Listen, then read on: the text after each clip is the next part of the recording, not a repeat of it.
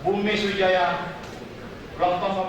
Sesuai dengan hasil sidang paripurna DPRD Palembang yang dilakukan pada 3 Juni 2016, Fitriyanti Agustinda terpilih menjadi Wakil Wali Kota Palembang.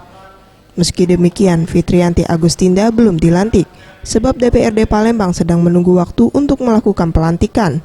Hal ini disampaikan Mulyadi, Wakil Ketua DPRD Palembang yang ditemui usai sidang paripurna dalam rangka HUT Kota Palembang. Ya, alhamdulillah kita sudah menyampaikan hasil daripada pemilihan Wakil Wali Kota Palembang terpilih, sudah kami sampaikan ke Gubernur. Nanti Gubernur menindaklanjuti ke Mendagri, akan diadakan SK pelantikan. Oleh sebab itu kami sudah hari itu juga kami telah melaksanakan, setelah terpilih membuat berita acara disampaikan Gubernur untuk disampaikan kepada Mendagri. Belum tahu, insya Allah secepatnya.